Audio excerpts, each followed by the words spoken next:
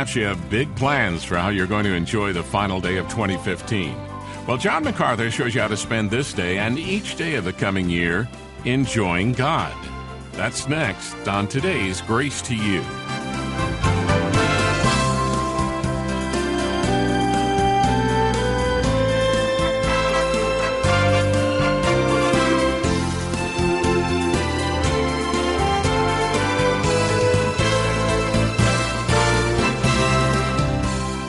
Thanks for tuning in for today's edition of Grace to You and our final broadcast of 2015. Now, I know that you probably have plans for this evening. Perhaps you'll write out your goals for the coming year, watch the ball drop in Times Square, enjoy some fellowship with those you love. But before that new year begins, John Macarthur talks to you about the relationship that you should have dominating your life in 2016 and well beyond the new year ahead. So grab your Bible or open the Grace to You Bible app on your mobile device and head to Isaiah chapter 6 as John Macarthur continues the study titled Enjoying God.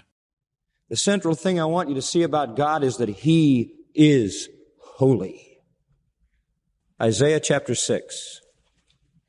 The king is dead, and Isaiah goes to the temple. Let's pick it up there.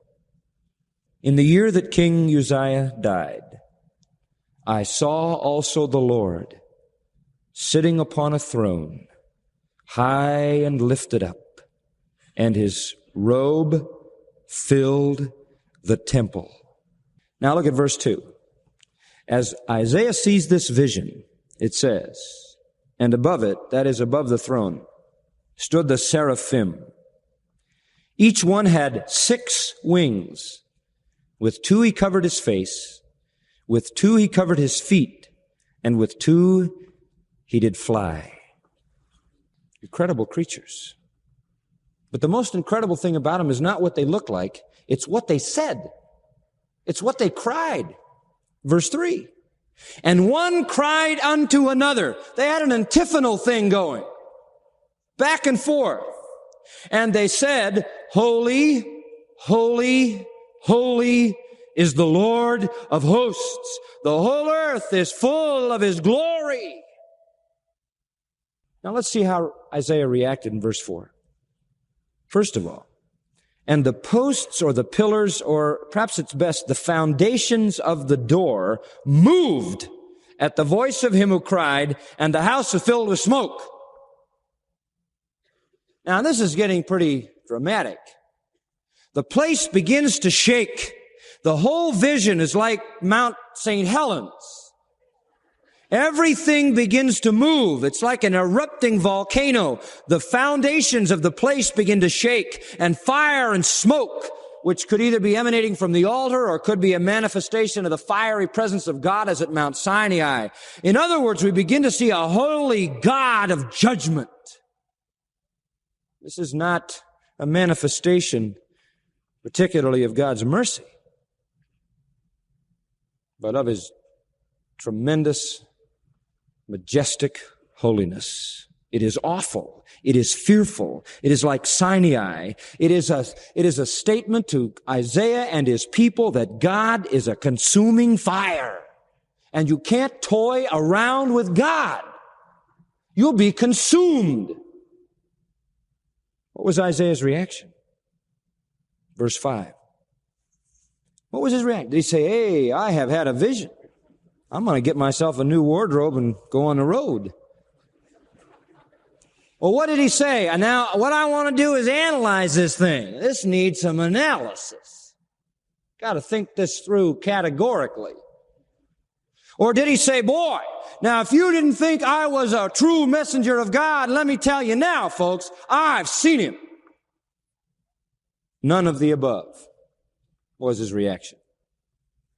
Verse 5. Then said I, woe is me. That's enough, folks. If he didn't say anything else, you get the whole picture. That's not just a sign of despair, although I think there's despair in it. It's far more than that. You see, in the Old Testament, prophets gave pronouncements. They gave announcements, sometimes called oracles. And their prophetic announcements were very often preceded by the statement, "Thus saith the Lord." And their statements could be positive or negative. When they were positive, they'd often say, "Blessed." When they were negative, they would often say, what? Woe. Woe. Isaiah uses the word woe at least 10 times in his prophecy to refer to God's judgment on others. Jeremiah used it. Ezekiel used it. Nahum used it. Amos used it. Habakkuk used it. Hosea used it. Zephaniah used it. Zechariah used it. Micah used it. Jesus used it in Matthew 24. He said, "Woe unto you, scribes and Pharisees." And the angels of judgment in Revelation use it. It is a word of cursing. And here is an amazing thing. A prophet of God pronounces a curse on himself. Incredible. This is the best man in the land. This is a servant of God. But when he sees the holiness of God, he can but pronounce a curse upon his own head. He can only see his defilement, not his goodness.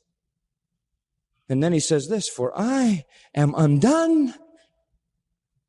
Nidmethi, from a root word which means in the passive to be lost, or to perish, or to be annihilated, or to be destroyed. I am destroyed. I am devastated by the holiness of God. I'm wiped out. I'm falling apart. I'm coming loose at the seams. I'm disintegrating. Why? Because he saw God. And when he saw God, for the first time in his life, he saw Isaiah. And he knew how wretched he was. He may have been a secure fellow before this. Everybody honored him, patted him on the back. Everybody who was godly said he was the best of men, spiritual leader, voice of God, obedient saint, servant of the Lord. One glimpse of God's holiness, and the man was a wretch in his own eyes. What was the most important element of a prophet? What was the most important instrument of a prophet? His mouth, right? His mouth to speak. Look what he says. "I am a man of unclean lips." You know what that means? I have a dirty mouth. Me, the prophet of God, who should open my mouth to speak of God, I've got a dirty mouth, and I dwell in the midst of a people who have dirty mouths. How do you know this? Mine eyes have seen the King, the Lord of hosts, and for the first time I see myself. I'm a dirty man, I have a dirty mouth.